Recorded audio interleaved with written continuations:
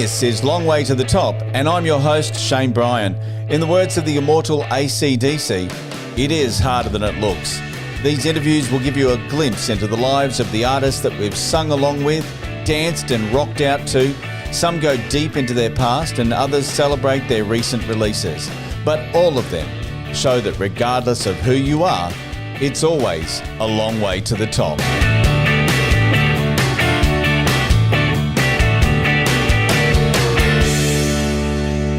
Ed Kuepper co-founded one of the first punk bands in Australia. Dare I say, the first.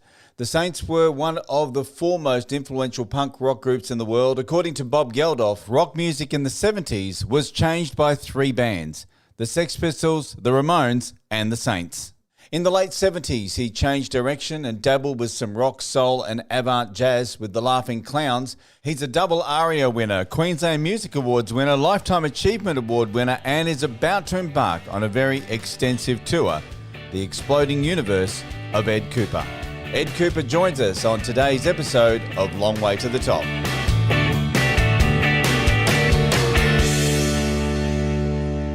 Ed, welcome to the show. Oh, thank you. Pleasure to be here. You have had an incredible life in music in Australia, and you call the tour the exploding universe, but your universe really did explode, didn't it? Yeah, I guess, I mean, you sort of start doing something and then you see other things that you want to do, and it's kind of just, one thing rolls off another kind of.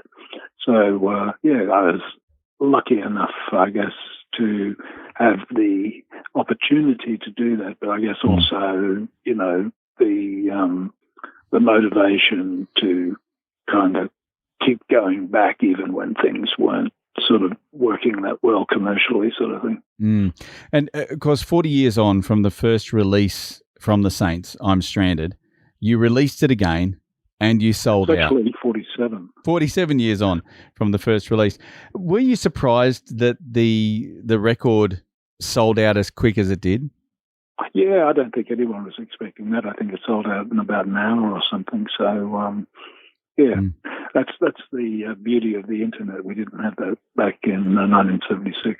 Yeah, I know. I got on and after I got the email, and they were already gone. And of course, you did three different versions of the singles. Let's go back to those early days of the Saints when you formed the band. Along with Chris Bailey. Did you sort of expect? But don't forget about Ivor Hay there. And yes, exactly. For both of them, and it was a trio. That was the core of the band. Then once they thought it was a really good idea to get involved in this as well, and so just sort of balancing it out. It wouldn't have happened without Ivor, or would have been, maybe would have been different. Would have been different. Well, what was the desire to go down that punk route? Well, it wasn't a desire to go down a punk route because there wasn't a punk route. It was a desire to kind of play the sort of music that I wanted to hear.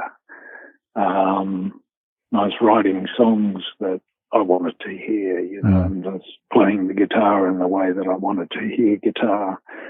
So, but in terms of punk, the term when we started, which was in 1973, so it's actually like the 50th anniversary of the band forming this year, and punk was, like a term that was used for 60s garage band sort of thing. So it wasn't, we weren't looking at, I didn't foresee the punk rock explosion in the UK or anything like that. It was something just a happy coincidence that a few years later punk kind of did happen in the UK, and that gave us a kind of an entrance into the world that existed outside of Brisbane. Which was quite large. Very large, very large. We didn't know that. Yeah, what was the reception like in the UK, where obviously punk was a pretty big thing? The single got a great response. That's what led to record company interest. I mean, we weren't expecting that either. uh, it got, in the month of October, it got 3 reviews in Sound magazine, calling it single of the week. Then the next week it was single of this and every other week. And then a fortnight later it was the single of the year before the year had finished, kind of thing. So that was, you probably can't hope for a better response than that. To balance it out, though, we got our first review anywhere. It was a week earlier in Duke magazine out of Melbourne in those days, and it said it was one of the worst records ever released. So, there's yin and yang. What do they know anyway? Seriously.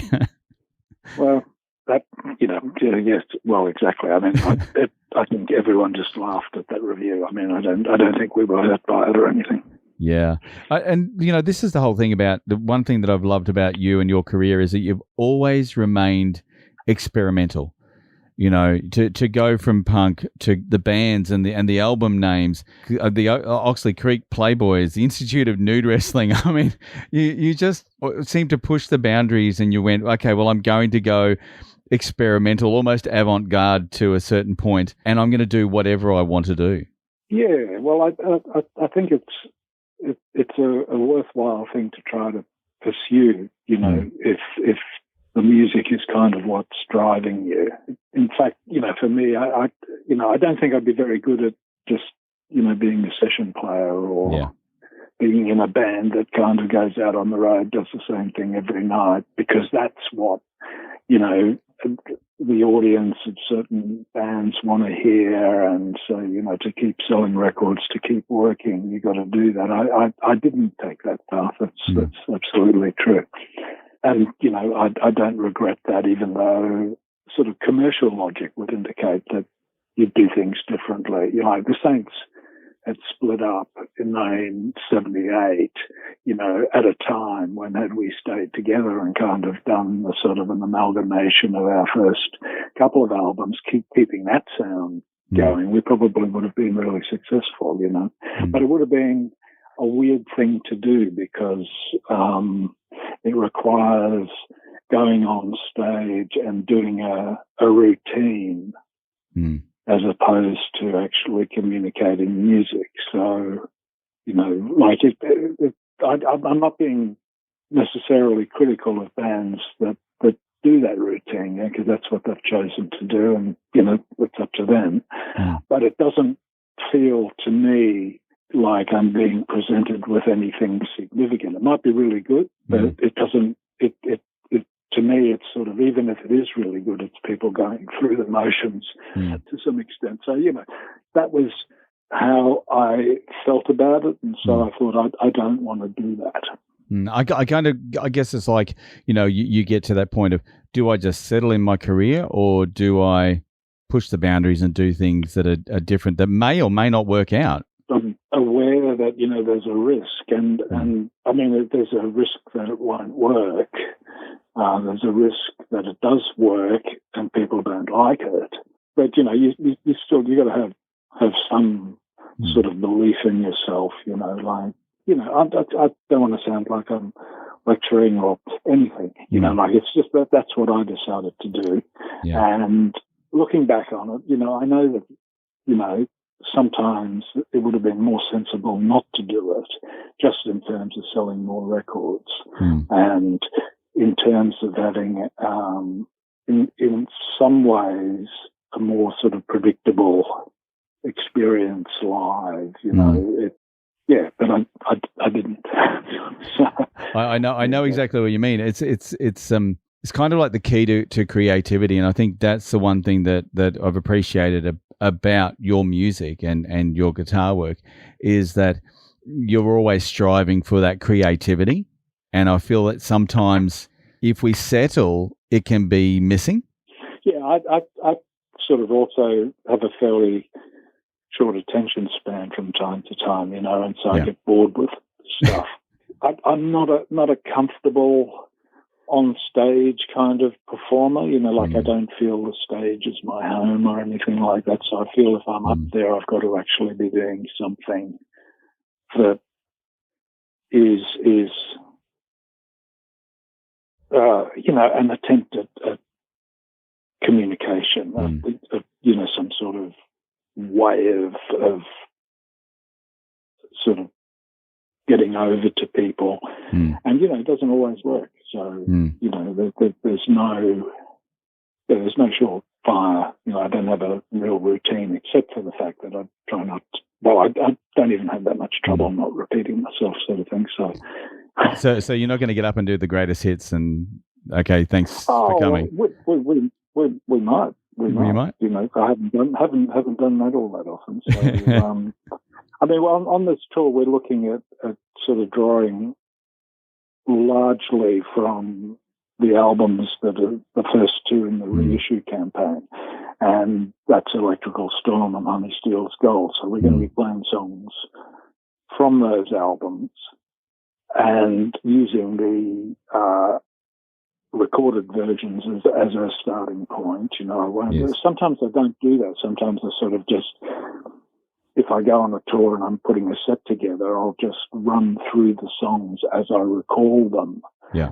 Which is sometimes not exactly the same as the recorded versions anyway, because I haven't listened to the recorded versions for a long time. But we're going to sort of start with the recorded versions and then sort of see where each night takes us. And that, I think, will be really exciting. You should hope, even if the set list is the same, the performances will differ a bit, and each thing kind of works in its own way. Yes. So we're doing those two albums, and we're also, because that's a fair bit of stuff to play in a night anyway, we're doing a handful of songs from around that time. So it's like it's largely the decade between 1985 and the mid-90s kind of thing. That material is going to be drawn from that time. I don't think we're going to bother going, I don't think I need to make the point, I did an album called Lost Cities. We're not going to do anything off that, so in that way, it's a kind of a fairly traditional sort of approach, I guess. Yeah, yeah. What was your inspiration musically in I guess, and I guess it's probably changing all the time and evolving all the time, but when you first picked up that guitar?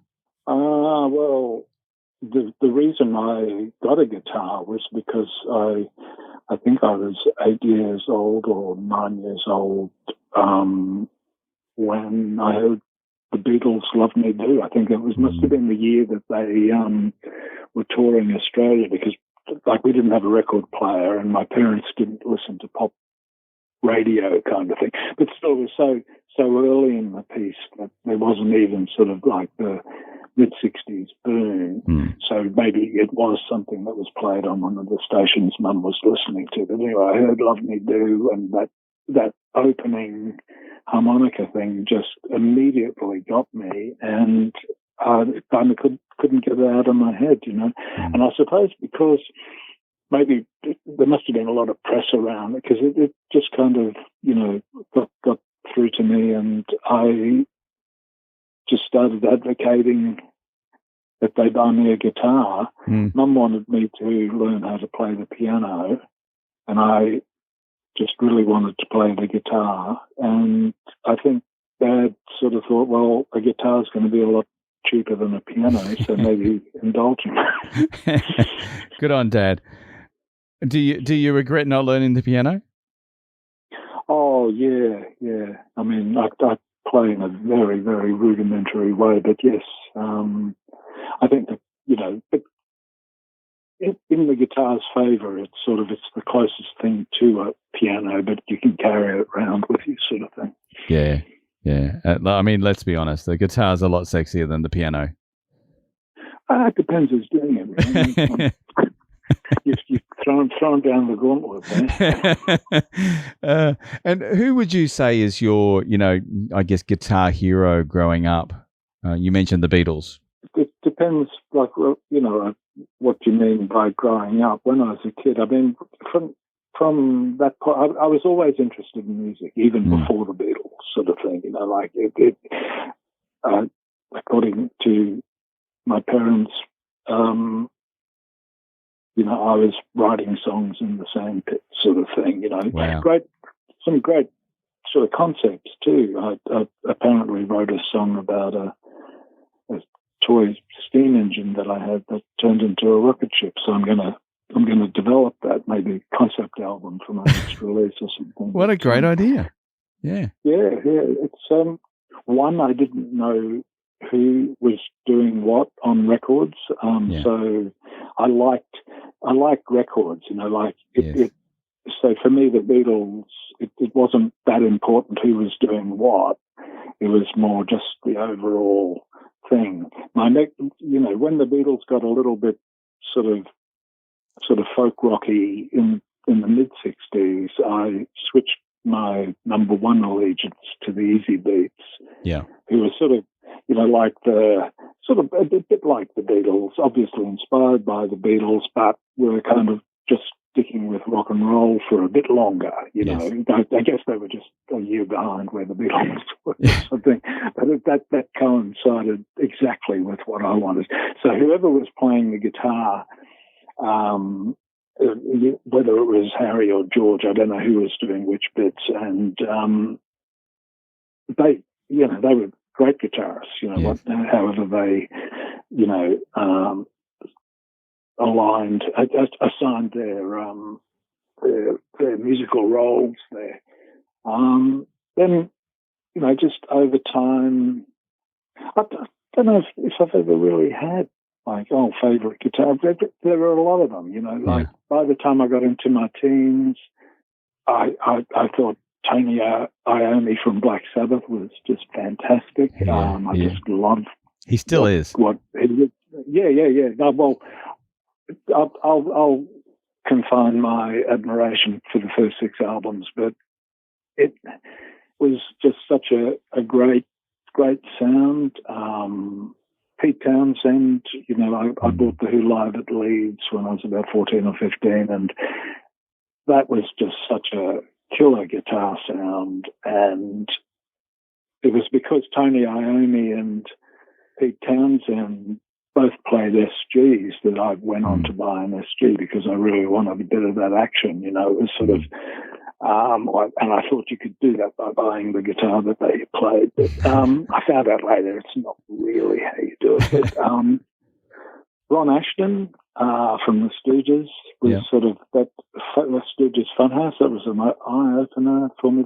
That kind of got me on the road to looking back in a lot of ways to start developing a real, just not just on what was coming out at the time, new stuff, but to actually go back and sort of educate myself a bit about what had gone on before. So, my first stop was sort of the 1950s, and to sort of get to know what the sort of really great rock and roll musicians were doing. So, through that process, Bo Diddley, brilliant guitarist, Chuck Berry, I think probably the most important guitarist overall, Eddie Cochran, Buddy Holly, that kind of stuff. And then I also started to get into blues. And I was a massive fan of Jimmy Reed and Elmore James. So, all that stuff kind of found its way in. Sometime around when I heard Ron Ashton, I also heard Lou Reed and the Velvet Underground. Another major sort of influence, Fred Smith, the rhythm guitarist from the MC5. Was just brilliant. I could go on forever, but to sort of say who's a favourite, I don't know. I like the guitarists in the Gary Glitter band. I don't know who they even were, but that guitar sound was just fucking fantastic. And that was an influence on me during the Saints era. Hello, it's good to be back. I know it's probably inappropriate to sort of say anything positive about Gary, but exactly. But he had good music. Those records. Those records are the records, and I loved them at the time. And I still do. They're still a part of. I'll confine my guitarist finds into. I'll go just a little bit further. The 2 guys in the original Alice Cooper band, Michael Buxton and Dennis Dunaway. I can't bit embarrassing. I don't actually remember their names, but and then later I sort of like got to hear and like some bluegrass guitarists and more sort of banjo mandolin kind of stuff in that sort of area. But James Blood Ulmer, the jazz inverted commas guitar player, it's tons of stuff, just things, and sometimes maybe not even a whole album's worth of stuff. It's just I really like that 8 bars or something, or 12 bars or whatever in that song, and isn't that little bit great? That's so I don't know. I just sort of but I hardly ever pulled records apart in terms of analysing how the bass is doing this, the drums are doing that. To me, I kind of listened to it as one kind of thing, and that the way that I listened to it was sort of the biggest influence on how I played, because when I started writing, I didn't have a band, and so what I was doing on guitar kind of had to be everything, apart from the vocals sort of thing. So that was sort of what I was aiming at. And then when the Saints got together, originally it was, as I say, it was a 3-piece band, and I've all played piano. We didn't have bass or drums. So, that was sort of just building slightly on what I was kind of already seeing and hearing, whatever. Yeah.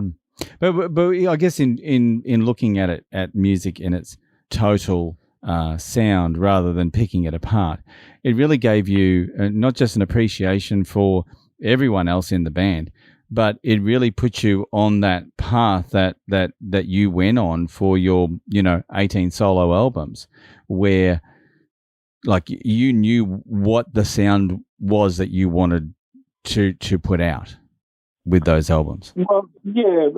I mean, up to a point. Like I also hopefully, depending how quickly things were recorded, but sometimes it's quite good to go with, like accidents can happen, and something sort of appears to you when you're recording, which is different to when you're just playing. So you use to some extent, you use the recording process to also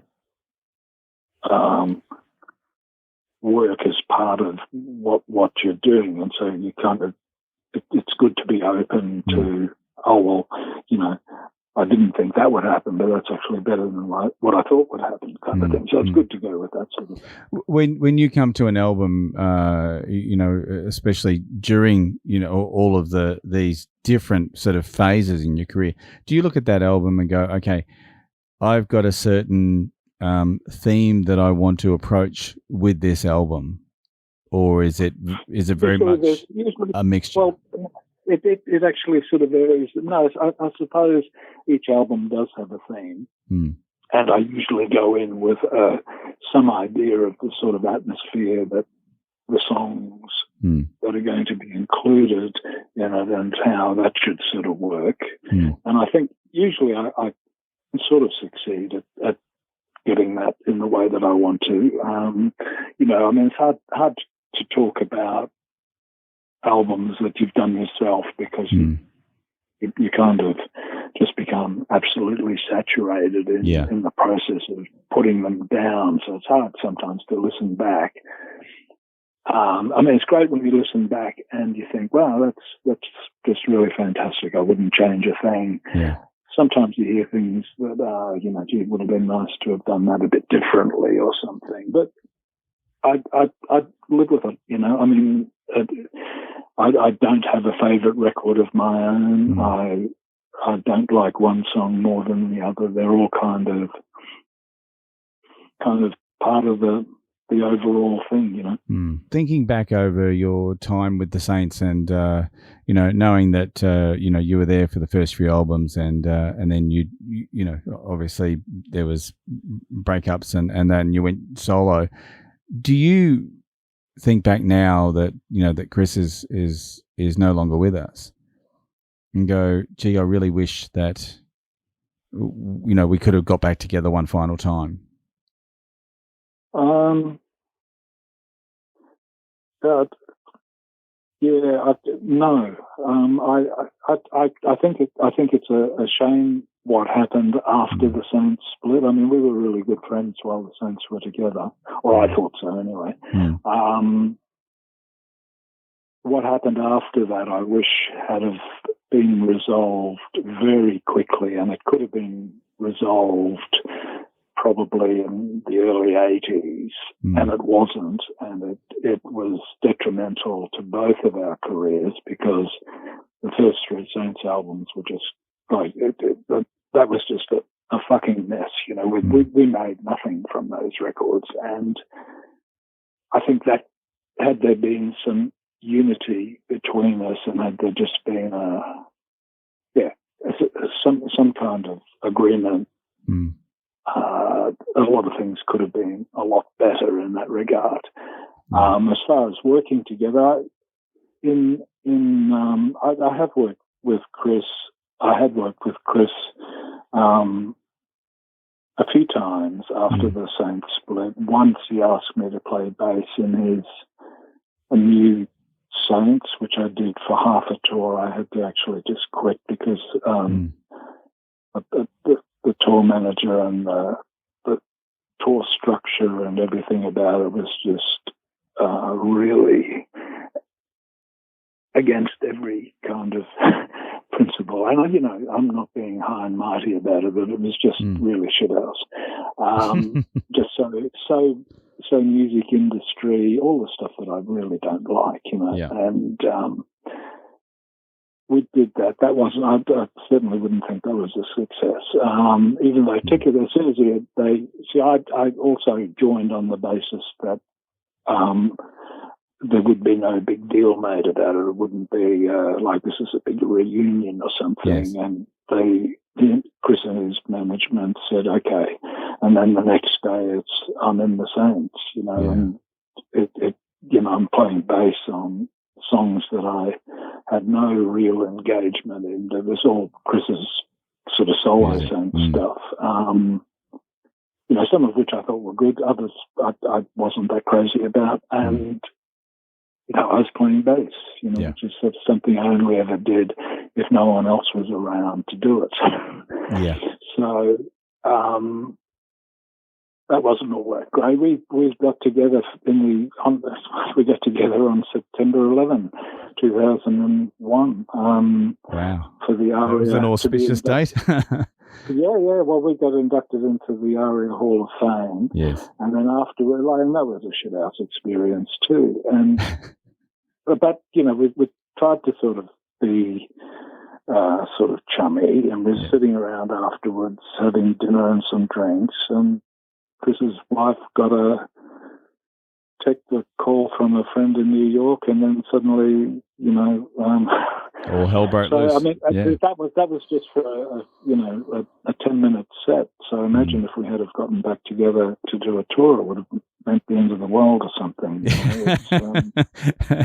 I don't think you were responsible for September 11. Well, we certainly lost the front cover of the Australian, which there was a wraparound, like they had the old. It was already printed, and then they put a wrap around it, so it didn't make the front page. And then we did the Pig City reunion. That was a one-off show. That was also just extremely difficult. Yeah. I think then we did ATP. Luckily, Laughing Clowns were also doing the ATP shows. Yes. So I was doing the Saints and the Clowns, and the Clowns were my saviour. It was a lot of fun doing that, whereas the Saints were, I know people liked the shows, and I'm glad that they did, but they were a lot of work in a way that I don't think is all that good, I don't really find to work towards achieving something, but this was just an effort to kind of get through. Then Chris and I did a month of shows as a duo up and down the East Coast. We did like a Wednesday in Brisbane, a Thursday in Sydney, and then a Friday in Melbourne, and then next week we'd do the same thing in the same clubs. That had a lot of potential, I thought, but in the end, Chris kind of bailed on it. I don't know if I think he was largely just over here because he was in the process of doing a new record. So maybe he wasn't that focused on what we were doing, but I thought that was that was kind of working. But yeah, generally, I mean, I don't regret not getting back together again. I just wish that some things had kind of been resolved. Yeah. But that's life, so to speak. I mean, it was a very Beatlesque, I guess, scenario. And I think if you ask John and Paul, they probably would have said the same thing, that we do better work solo. Yeah, I don't know. I thought Chris and I actually worked really well together, but it was the musical sort of strain was starting to happen. Chris didn't like prehistoric sounds, which, I think to anyone who didn't know that would be surprising, because I think he sings fantastically on that. His lyrics are really good. But he didn't want to do that. He was, the one song that he wrote on the record by himself kind of indicates the direction he wanted to go in. And I just thought, I really don't want to become a power pop band sort of thing. Yeah. And so there were musical differences, but those musical differences wouldn't be enough to bring about. I don't care what people want to do. That's fine. He can do whatever he wants musically, and I could, I'd still be friends.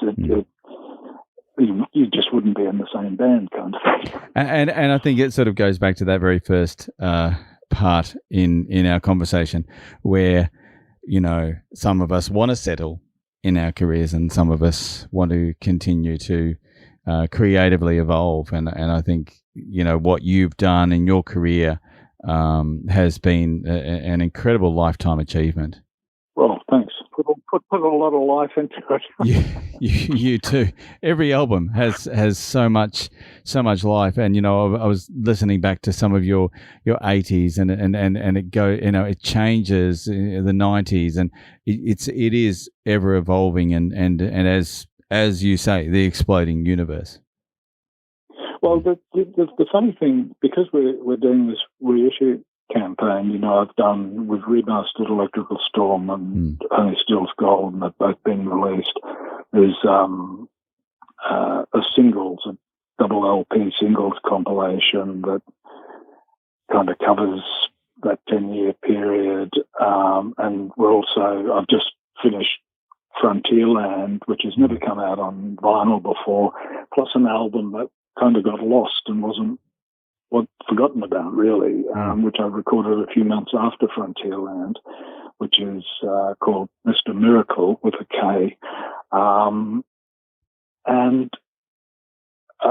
they're coming out. The thing that having gone through this process of listening to music that I've done over a fairly broad period of time, the funny thing about it to me is, yes, there are these differences of sound, but they all kind of sound like they're part of the same thing. It doesn't matter how sort of far I think I'm getting from, a starting point. There's always something that kind of brings it back. So yeah, I mean, I'm glad that people find that the records, they're different. I do try not to repeat myself too much when I do that. But on the other hand, it also just sort of, the leap isn't that great, It all kind of, I don't know, what's the word? What do planets do around the sun? Yeah. Rotates around the sun, yeah. Yeah. It kind of, it's all there. It's all part of the one big thing in a way. So, yeah. And now you're touring across from right across September, starting off on the 1st of September at Wyong. And you've got a few sold out events already, I see. Canberra's sold out. The ticket sales have been going pretty well, which is encouraging. That's good. And down in Tassie, where I am now, September 16 in Hobart at Theatre Royal. Right. Is that a good venue? That's a great venue. Yes. Yeah, it's great. Anywhere in Tassie is a great venue. Come on. Right. I'm not biased at all.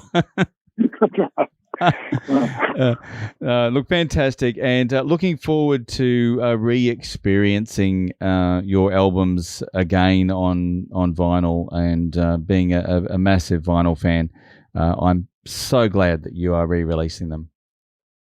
Yeah, great. Well, there's as I say, there's Frontierland and Mr. Miracle. There's an Asteroid Ecosystem album that should be hopefully out before the end of this year. Asteroid Ecosystem is my instrumental ensemble. Nice. Then there's an album that I just finished a little while ago with Jim White, but I doubt if it'll come out this year, but early next year, I think. And then next year also we're looking at reissuing Black Ticket Day and Laughing Clown's Law of Nature. In fact, I was just going through the remasters when you called. Yeah. Black Ticket Day is definitely one of my favourites. So yeah, I'm looking forward to that one. This is. I think, sometimes people kind of say remaster and blah blah blah blah. What was wrong with the old one? There wasn't anything really wrong with the old one, but this one sounds a little bit better. Yeah. So there wasn't anything that we were really repairing, but the technology of doing some of this stuff works a bit better. Yeah, fantastic. Well, look, Ed Kuepper, thank you so much for joining me on the show. And where can we go to get your tickets for your events? I think you go to edkuepper.com. I think that is the centre of the universe, really. There should be links that you can follow through on that. And you can also grab the merch as well, with all of the albums, all the vinyls, some nice coloured vinyl there as well, which makes it sound so much better. Well, the funny thing is, I used to be anti-coloured vinyl, because in the old days, coloured vinyl always sounded like crap. It was always that's so true, yeah. And so I was really dubious about that, because Remote Control, who are reissuing these, which is all the stuff, they said, we should do some coloured vinyl. And I said, no, it's a lot better these days. And they're right. I mean, it sounds fantastic. You wouldn't think putting on a gold piece of vinyl would sound like anything other than your stylus getting fucked up. But it sounds like audio quality vinyl. It's brilliant. It does. I love it. All right, Ed, thank you so much for joining me on the show. Really appreciate you giving so much time, and I know you're so busy with other interviews. So thank you so much. Yeah, an absolute pleasure. Thanks for having me on. Cheers. Thanks for listening. I hope you've enjoyed this episode of Long Way to the Top. Hit plus or follow to subscribe to the podcast, and head over to Facebook at the Long Way to the Top podcast and give us a like. Keep on rocking, and I'll catch you on the next episode of Long Way to the Top.